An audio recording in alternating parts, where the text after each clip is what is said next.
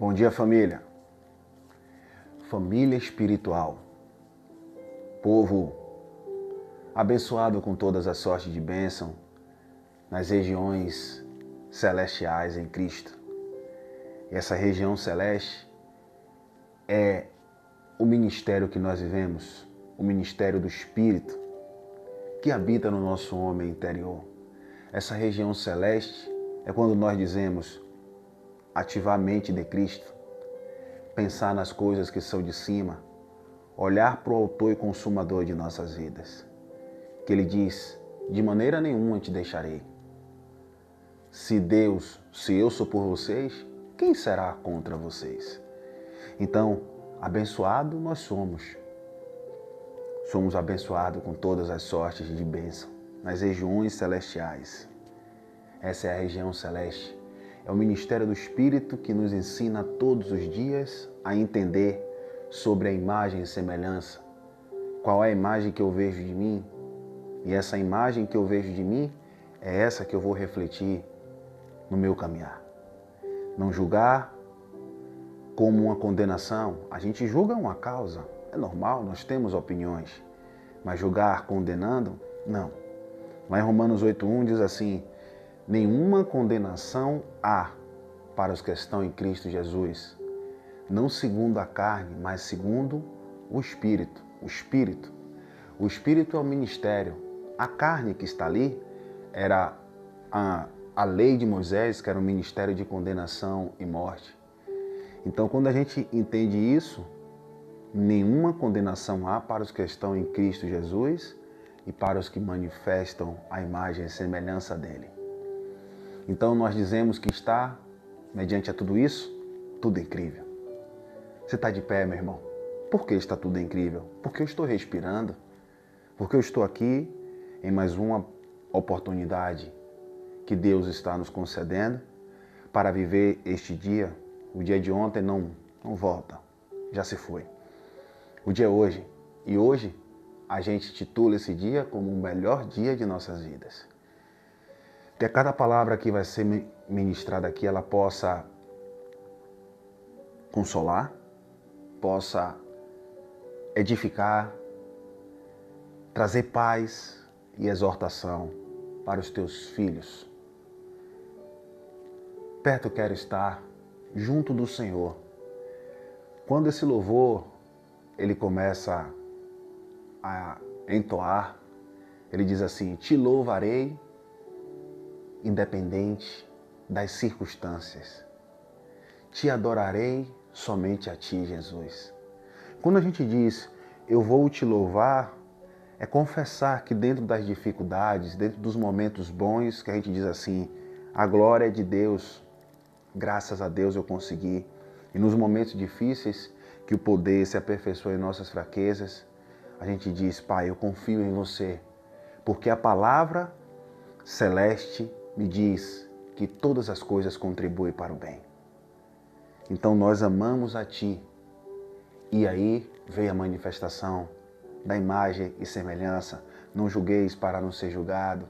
Da mesma maneira que medir, você vai ser medido. Tudo isso a gente aprende, meu irmão. Então leve seu pensamento cativo ao trono da graça de Deus. Inale e exale e diga, obrigado, Pai. Primeiro, a fazeres, quando nós acordamos, primeira proatividade, primeira execução, melhor dizendo, é dizer que o Senhor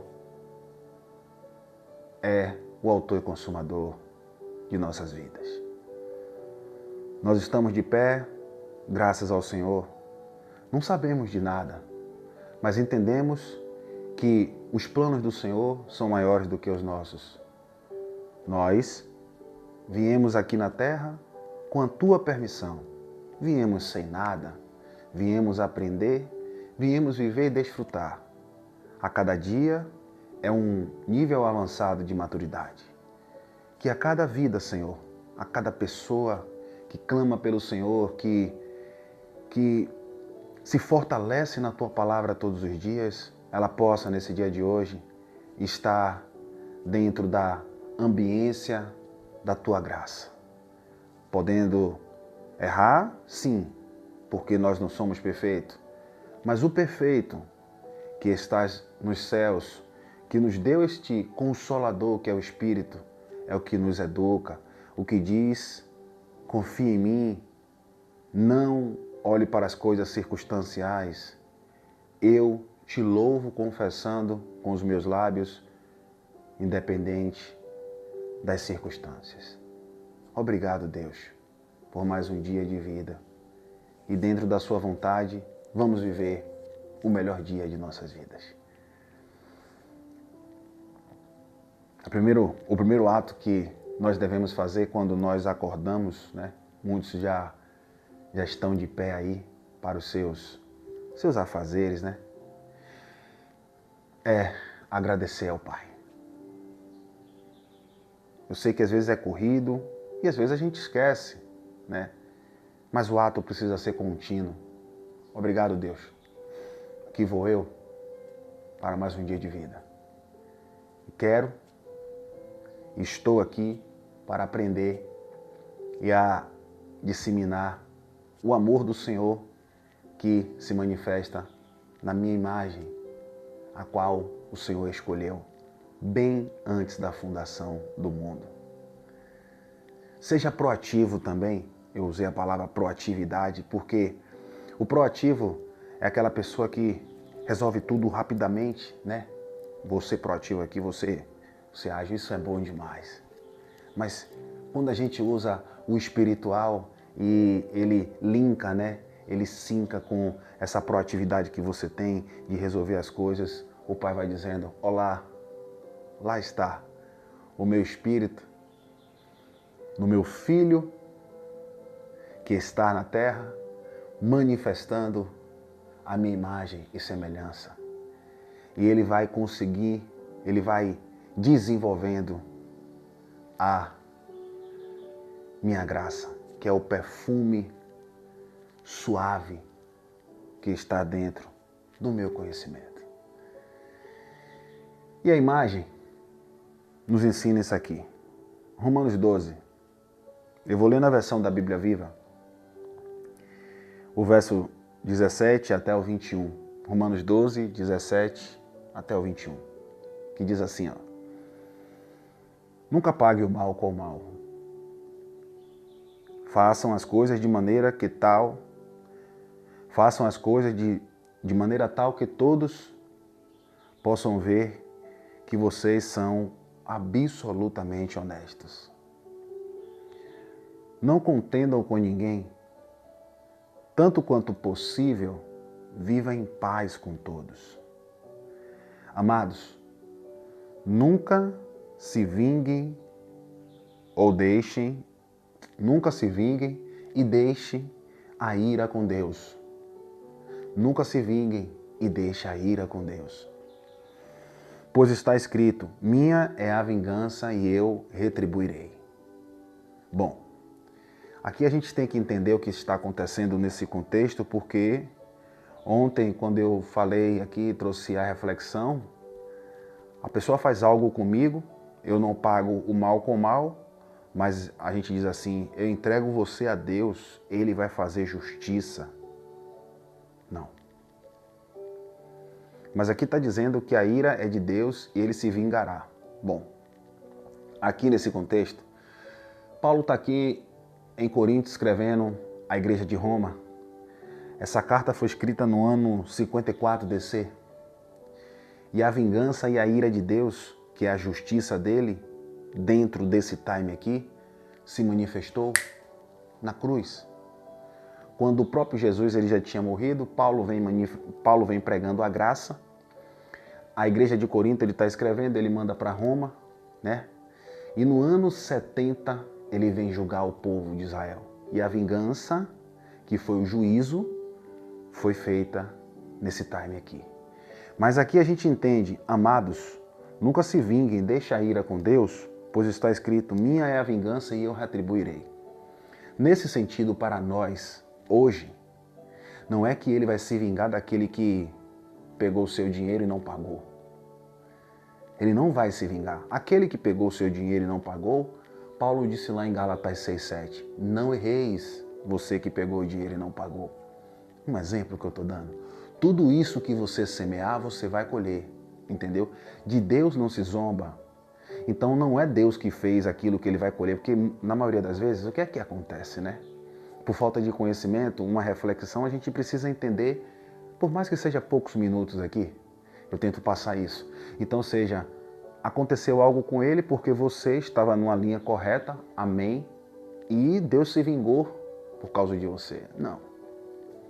Não, porque eu, como eu disse ontem, você, vocês, nós somos falhos. Não tem como a justiça de Deus, quando a gente entende, está lá em Romanos 1,16, é o evangelho que se manifesta em nós. A justiça no primeiro século da era cristã foi o juízo que ele julgou Israel. Ele veio para julgar Israel e ele julgou. A vingança foi aquela. Então, quando a gente entende esse contexto, para a gente, aí Deus vai se vingar, você vai ver. Não, calma. Não é assim, tá bom?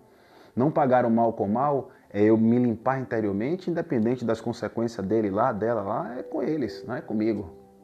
E eu busco sempre, não quero ouvir, porque aquilo pode me irar, não quero saber, e cada qual viva a sua vida. Fez as suas escolhas, siga o teu caminho. Entendeu? É como eu sempre digo, existe o invejoso no trabalho? Existe o invejoso na família? Existe. Mas qual é a minha imagem e semelhança? Eu transmito aquilo, mas não dizendo que aquele invejoso vai acabar comigo. Não, os ossos que apodrece é o dele, não o meu. Eu não me deixo se levar pelaquela coisa ruim que ele tem. E quando eu não aguento mais, ele disse, se possível, siga em paz com todos. Siga o teu caminho e eu sigo o meu. Ele vai dizer, pelo contrário, se o seu... Aí vem. Meu amado, se você tem a capacidade de perdoar, porque isso não é para todos, mas a gente precisa trabalhar isso. Falei ontem pelo perdão, Pedro pergunta a Jesus, Jesus diz 70 vezes 7, meu amigo. E ele vai dizer aqui, pelo contrário, se o seu inimigo estiver com fome, dê-lhe algo para comer. Se ele estiver com sede, dê-lhe de beber. Fazendo isso, você amontoará brasas vivas sobre a cabeça dele. O que é amontoar brasas vivas sobre a cabeça dele nessa leitura de Paulo aqui? Amontoará brasas vivas na cabeça dele é que ele, mesmo sabendo que está fazendo mal com você, você exala o bom perfume do conhecimento da graça de Deus e ele vai dormir imperceptivelmente, ou vai caminhar, ou vai estar ali na hora, como a gente diz no nosso dito popular, ele vai estar bugado. Por quê? Como é que eu faço mal a Sandro e Sandro vem com o bem? Amontoará brasas de fogo na cabeça dele, a consciência dele. O que foi que aconteceu com Judas? Judas derrama o sangue do inocente. Jesus sabia. Jesus não chegou... Eu vou atualizar para os dias de hoje, né? Jesus não chegou e colocou uma indireta no Instagram ou no status do WhatsApp. Jesus não chegou na mesa e soltou uma leve ironia para que todos entendessem que é Pedro, ou que era Judas. Ele disse, o que tem para você fazer, vai e faça logo. Todo mundo ainda olhou para Pedro, porque Pedro era intempestivo.